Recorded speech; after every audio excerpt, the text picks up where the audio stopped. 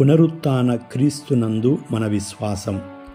క్రీస్తునందు ప్రియులారా, పునరుత్థానమైన యేసు యెరూషలేములో శిష్యులకు దర్శనమివ్వడం పునీత లూకా సువార్త 24వ అధ్యాయం 35వ వచనం నుండి 48వ వచనం వరకు ధ్యానిస్తున్నాము.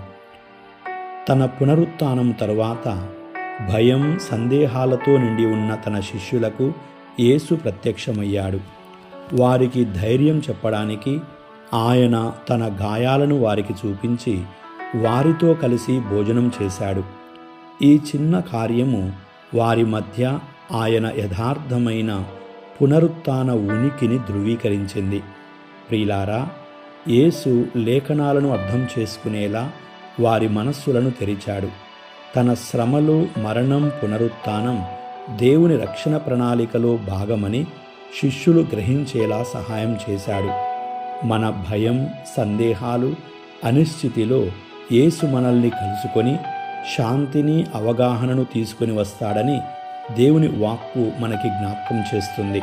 ప్రియులారా, యేసు పునరుత్థానానికి సాక్షులుగా ఉండమని, క్షమాపణ, నూతన జీవితం గురించిన ఆయన సందేశాన్ని ఇతరులతో పంచుకోమని ప్రభువు మనల్ని పిలుస్తున్నారు. ఆయన సన్నిధిని విశ్వసించాలని, పునరుత్థానపు ఆనందాన్ని మన దైనందిన జీవితాల్లోకి తీసుకువెళ్ళాలని ఆయన మనకు సవాలు విసురుతున్నారు.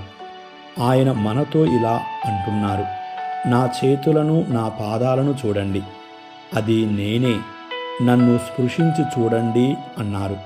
ప్రియులారా, ఉత్థాన యేసుక్రీస్తు యథార్థంగా ఆయనే అని మనము విశ్వసించుటకు ప్రభువే స్వయంగా మన చెంతకు వచ్చాడు, తన శరీరాన్ని మనకు చూపించాడు.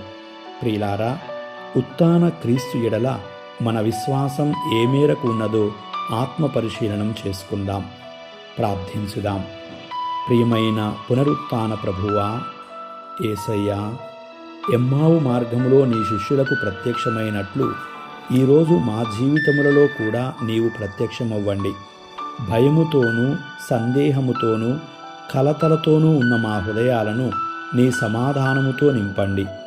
మీకు శాంతి కలుగునుగాక అని పలికిన నీ స్వరము మా అంతరంగాలలో నిత్యము మారుమ్రోగునట్లు కృప చేయండి. ప్రభువా, నీ చేతులు, నీ పాదములు చూపి నీవు సజీవుడవని శిష్యులకు తెలియజేసినట్లు మా జీవితాలలోనూ నీ సన్నిధిని అనుభవించుటకు మాకు విశ్వాసాన్ని ప్రసాదించండి. పరిశుద్ధ గ్రంథమును శిష్యులకు వివరించి వారి మనస్సులను తెరిచినట్లు మా మనస్సులను కూడా తెరిచి నీ వాక్కును గ్రహించునట్లు దయచేయండి. ప్రభువా, పశ్చాత్తాపమును ప్రకటించి పాప క్షమాపణను అందరికీ తెలియజేయుటకు మమ్ములను సాక్షులుగా పిలిచిన నీవు నీ పునరుత్థానానికి నిజమైన సాక్షులుగా మా జీవితాలను మార్చండి. ఓ దేవా, భయాన్ని తొలగించి మాలో ధైర్యాన్ని నింపండి. సందేహాలను తొలగించి మాలో విశ్వాసాన్ని పెంపొందించండి. నిస్సహాయతను తొలగించి మాలో ఆశాభావాన్ని ప్రసాదించండి.